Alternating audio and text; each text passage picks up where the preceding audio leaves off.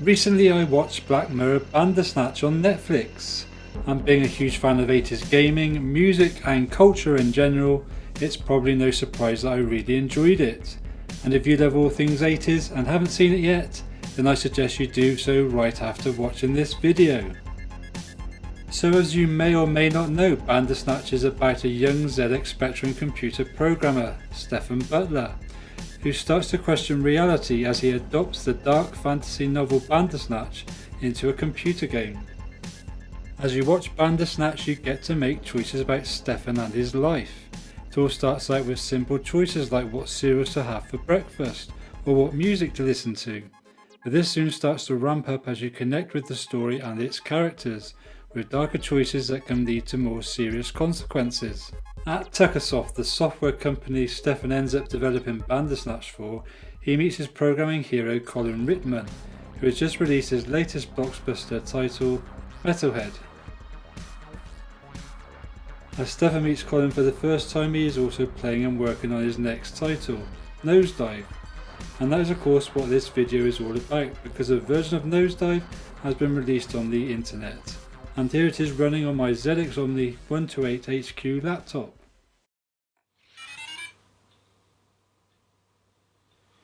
So Nohz Dyve, without giving too much away if you haven't already watched Bandersnatch, is a subtle reference to one particular ending.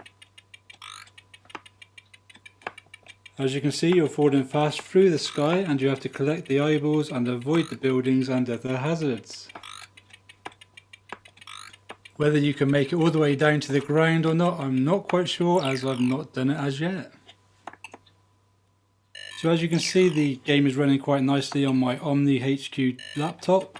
If you'd like to know more about this particular machine, then go to retroradionis.co.uk. I will leave a link in the description for you.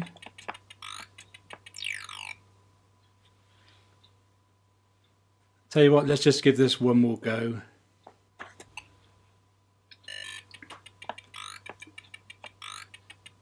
Whether this game would actually have been a hit back in the 80s, I'm not entirely sure. It's very basic and simple, but then I guess games were back then.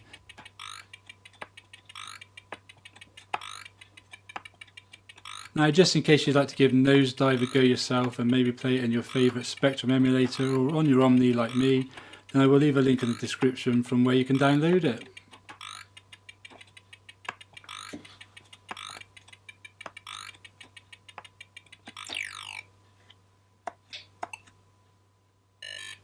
And don't forget, if you haven't given Bandersnatch a watch, then I strongly suggest you do. I really enjoyed it, and it's available to watch now on Netflix.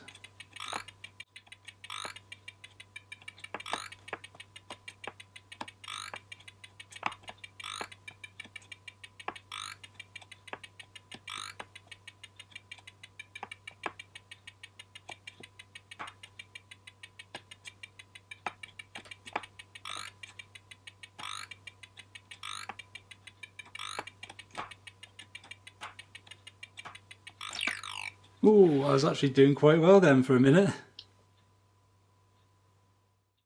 So there we go, that's an actual physical working copy of the game Nohz Dyve from Bandersnatch.